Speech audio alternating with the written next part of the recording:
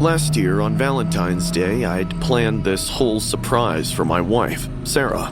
I'd get home early, give her flowers, and we'd have dinner somewhere. But my tire blew out on Highway 47, with nothing but empty cornfields stretching out in every direction. I tried calling her, but my phone kept losing signal. I looked around and saw this weak yellow glow cutting through the darkness. I squinted to realize it was a tiny house standing alone in the middle of a cornfield, maybe a quarter mile off the road, and the yellow glow was actually its porch light. I didn't have much of a choice. It was past 9, freezing cold, and I hadn't seen another car in over an hour. I walked across the field toward the house. The corn was dead, with brittle stalks crunching under my feet. The closer I got, the more I could see that the house was old, with paint peeling and shutters hanging crooked. But there was music coming from inside, an old classic with too much saxophone. I knocked on the door, and a woman answered. She was wearing this beautiful red gown with her hair done up and makeup perfect, like she was going to some fancy party. Oh. She looked surprised to see me. Can I help you? I'm so sorry to bother you, ma'am. My car broke down on the highway and my phone's not getting service. Would it be possible to use your phone? She smiled. Of course. Come in, it's freezing out there. I stepped inside and immediately felt like I'd interrupted something important. The house was decorated for Valentine's Day, with candles everywhere, roses and vases, and the romantic music playing from an old record player. A man was sitting in an armchair in the living room. He was wearing a tuxedo, but it looked old and worn. He was staring at me with this expression I couldn't quite read, like he was annoyed that I'd interrupted his night. The woman gestured down a hallway, saying the phone was at the end. I kept thanking her while walking behind her. Martha showed me to a room with a landline and told me to take my time. She left. Shortly after, I could hear the couple arguing. "You always do this!" Harold was getting louder. "You always ruin our fun!" I'm not ruining anything. He'll be gone in 5 minutes, Harold. "This was supposed to be special! Just us!" I called Sarah and got her voicemail. I told her the car broke down on 47 and that I was okay, but really late. I hung up and turned to leave, but froze when I saw the warped shadow that had crept along the wall beside me. I looked over my shoulder to find the adjacent door standing half open, light spilling through the gap, casting a human outline across the plaster. I moved closer, heart pounding, and peeked inside. It was a bedroom, and a woman was sprawled on the bed, dressed in a red gown. It was the same one Martha had worn. She was face down, a knife buried between her shoulders. The blood had long since dried, rust brown and stiff against the sheets. My brain couldn't process it. "You shouldn't have looked," a voice whispered in my ear. Terrified, I turned to find Harold inches away. "You ruined it." His eyes looked dead.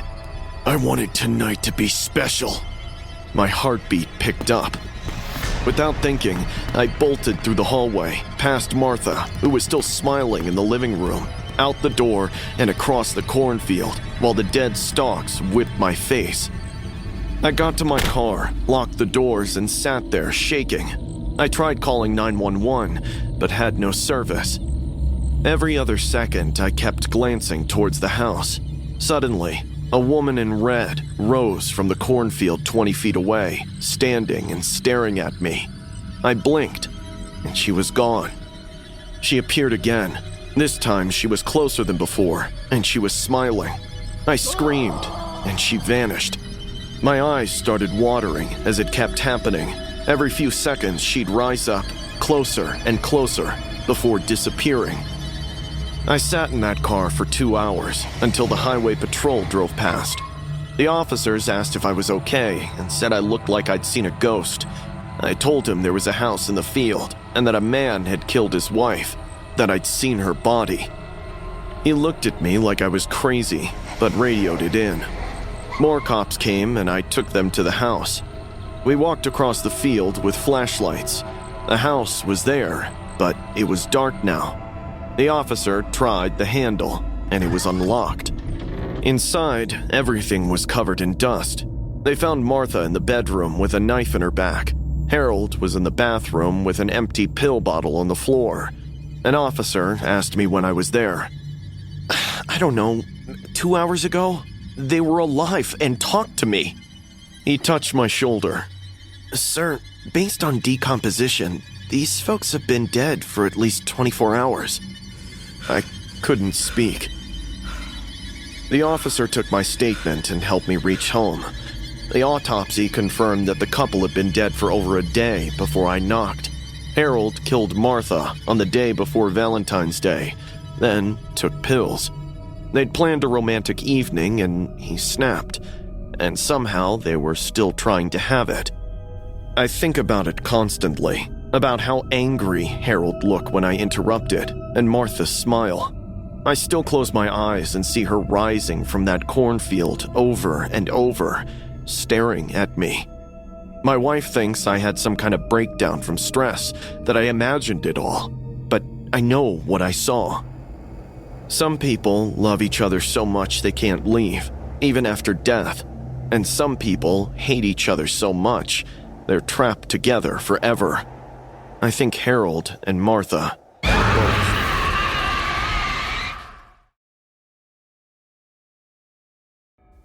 My son, Bryce, is 15, and like most teenage boys, he can be difficult sometimes. I love him, but there are days where he tests my patience. Like the day I caught him with his buddies making fun of Oliver Cox in the school parking lot.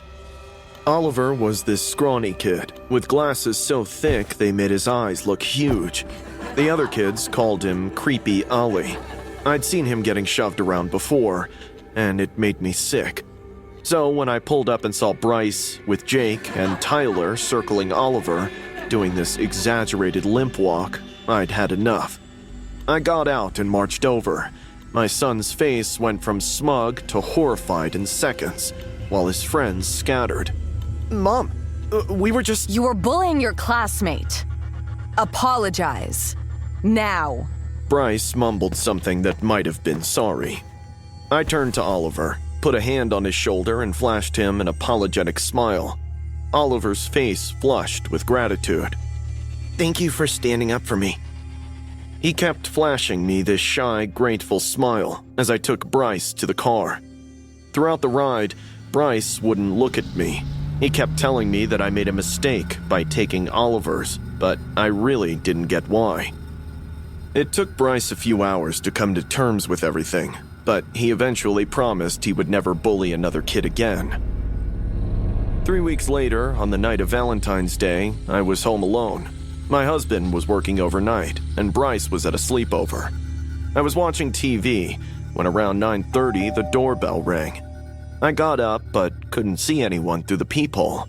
I figured it was probably teenagers acting up again and went back to the TV. 5 minutes later, the doorbell rang again. It kept happening, over and over. By the 5th time, I was so annoyed I threw the door open and yelled that I'm calling the cops. Just then, something moved in the bushes. I shone my phone's flashlight toward the noise, and a head popped up. It was Oliver. Hi, Miss Thompson. I'm sorry about the doorbell. I was nervous. He was shivering in just a hoodie. Nervous about what? Does your mom know you're here? He shook his head. His teeth were chattering. I welcomed him inside and gave him a cup of tea. Oliver, it's almost 10. What's going on? I had to see you. Why? Did something happen? He set down the cup and stood up, then dropped to one knee. I laughed, thinking he was joking, but he wasn't. He pulled out a small velvet box. Mrs. Thompson? Florence? Will you be my Valentine? The smile vanished from my face. Oliver, I think you're confused.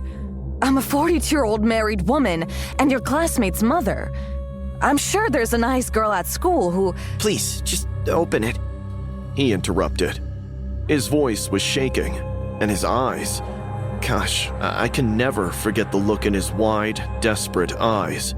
I want you to see how much I love you. The word made my stomach turn. My hands trembled as I took the box and opened it.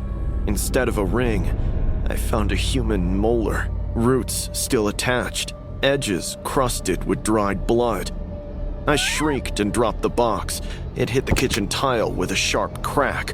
Oliver, what the hell? His smile widened, revealing the gap in his back teeth where the molar should have been. His gums were still oozing blood. "I pulled it out myself," he said, as if proud. Oliver, you need help. This isn't... It is love. He shouted. You were nice to me. You stood up for me. That means you care. You have to be my Valentine, Florence. You must. He grabbed a plate and hurled it at the wall. It shattered. Oliver, stop! I love you. Tears and snot ran down his face. He swept everything off the counter. The coffee maker, utensils, and knife all crashed to the floor. He started tearing off the walls. Why won't you love me back? What's wrong with me?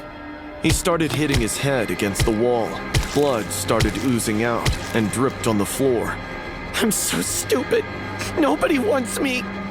I dialed 911 with shaking hands and told them there was a 15-year-old having a breakdown in my kitchen, destroying things and hurting himself. Oliver collapsed, sobbing and pounding the tiles with bloody hands. The cops arrived quickly. 2 officers came in and slowly approached him while he rocked back and forth on the floor. Oliver looked up at me. His face was a mess of tears, snot, and blood. They got him up and walked him outside, where his parents had just pulled up. His mom was sobbing, and his dad looked like he'd aged 10 years. They kept apologizing to me, while Oliver stared at me from the back of the police car with that same unsettling smile. The next morning, the principal called and told me Oliver had been admitted for psychiatric evaluation. This wasn't the first incident. Last year, Miss Rodriguez broke up a fight where he was being bullied. A week later, he showed up at her house at midnight with roses and a 10-page love letter. When she rejected him, he had a breakdown in her yard. Anyone who showed him kindness became an obsession. His therapist said it was severe emotional neglect at home, that any positive attention triggered this reaction. I hung up and just sat there in my destroyed kitchen, staring at that tooth sitting in the velvet box on the floor. A 15-year-old ripped it to prove he loved me. I did the right thing that day in the parking lot. I know I did. But sometimes doing the right thing comes back to haunt you in ways you never imagined. I think about Oliver sometimes and wonder if he's getting better, wonder if he still thinks about me. And I hate that I'm scared of the answer. I was 23 and hated going home, which already sucked for about a dozen reasons. But the absolute worst was my new stepsister, Megan. Mom had married her dad a year ago, and that Valentine's Day they were throwing this massive party to celebrate their first anniversary that I couldn't bail out of. On the surface, Megan seemed normal, with her pretty blonde hair and harmless smiles, but something about her unnerved me right from the start.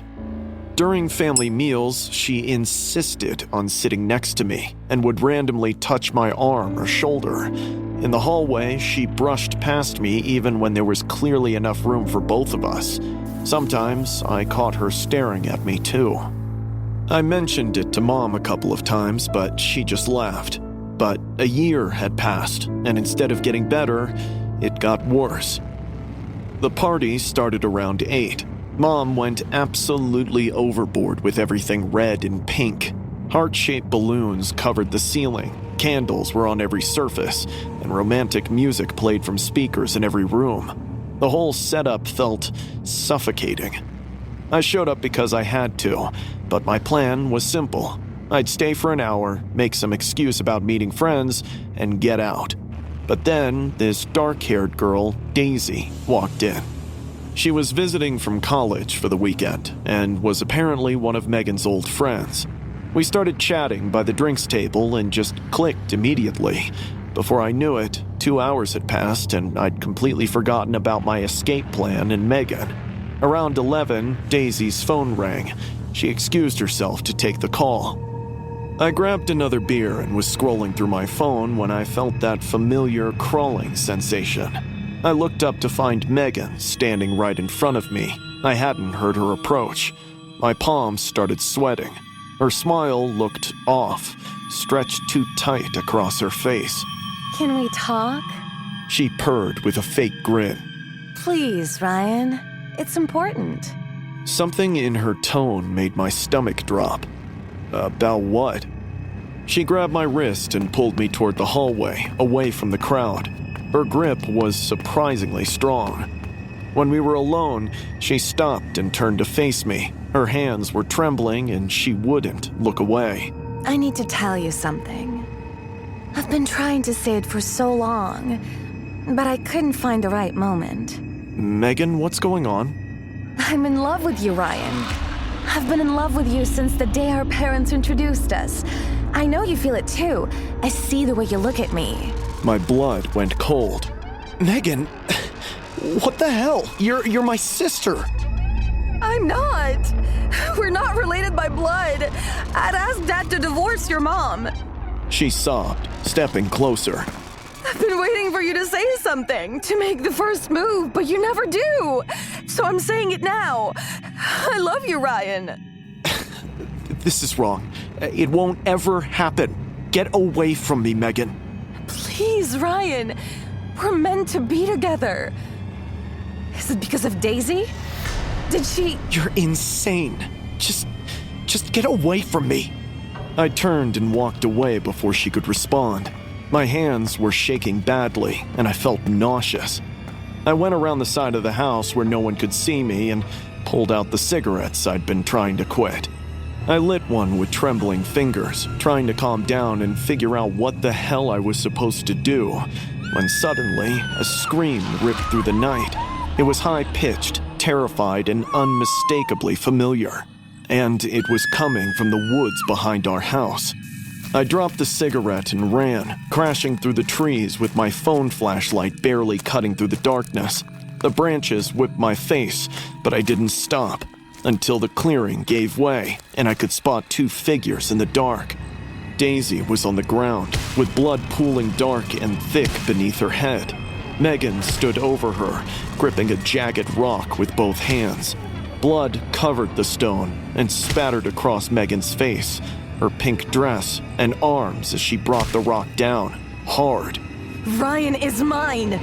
Megan was saying, over and over, as she kept striking Daisy again and again. My legs wouldn't move. My brain couldn't process what I was seeing. Megan looked up and locked eyes with me. She was grinning ear to ear. She was trying to take you from me. But you're mine, Ryan.